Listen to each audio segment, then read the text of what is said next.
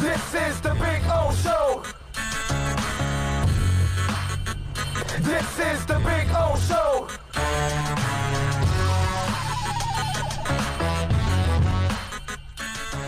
With that, with us not being able to meet with these guys and stuff like that, can you give us an idea of how much we're losing on insight and whatnot into these guys, not being able to sit down in the same room, you know? Oh, you know what? It's a great question. It all depends on what did you do at the East-West Shrine, at the NFLPA, at the Senior Bowl, at the Combine. Did you take advantage of those times? Then, throughout the season that just passed, did you go visit these colleges?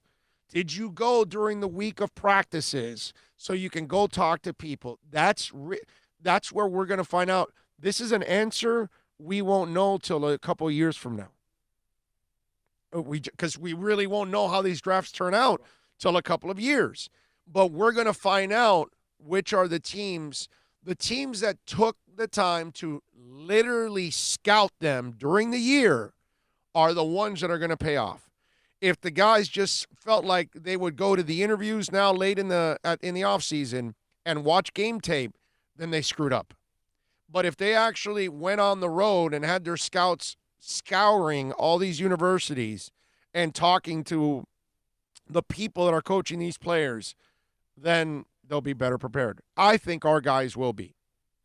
I already talked about this last week. Okay, where you can check out the segment that, the NFL is worried about where they're going to hold the drafts and how teams are going to handle all of this. It doesn't matter where. Miami could hold their drafts in a bathroom, at the facility, or Chris Grier at home. I think Grier is a scout at heart. See, Mike Tannenbaum would not be scouting. He would just be gathering information from the guys that come in, and then he'd read his draft magazines, and then, hey, guys, I like this guy. That's what we were led by. That's hilarious, that story of him reading a draft magazine on Seriously. On a plane. Like, seriously.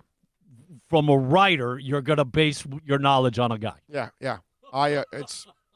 And this was from an NFL guy that was boarding the plane and saw it. Not another reporter. This was an NFL person that saw him on the plane. Okay? So that's what we were led by before. You're led by a grinder in Chris Grier. Okay? You're led by a guy that unearths. Guess who found Preston Williams? Chris Grier. That's unearthing every rock out there. So you've got the guys that already grew up grinding. See, he's not the general manager that takes over and says, hey, I don't have to go out anymore. I'll just send everybody. That's not Chris Grier. Chris is going to be the guy that he's actually going to go out himself too. Not because I got elevated all of a sudden now I'm not going to do anything. And I'm going to let everybody else do the work and I'll just read off their reports and make my decisions. That's not Chris Grier. We win. I'm telling you, we win. I can't say enough how much we win with the guys that we have in place in Reggie McKenzie and Marvin Allen and Chris Grier. Doesn't hurt that your head coach has a background in scouting. That's right. That's right. That's right.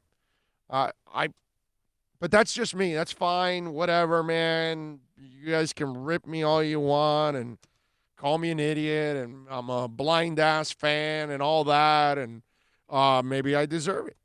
Maybe I deserve it. And time will tell. But I'm just one of those that really believes that the Dolphins are headed in the right direction, and we're going to be, our team is going to be one of the best teams in the NFL in a couple of years. I really believe that. And this is one of those drafts that's going to turn things around. And not only that, I think Miami is going to be at a major advantage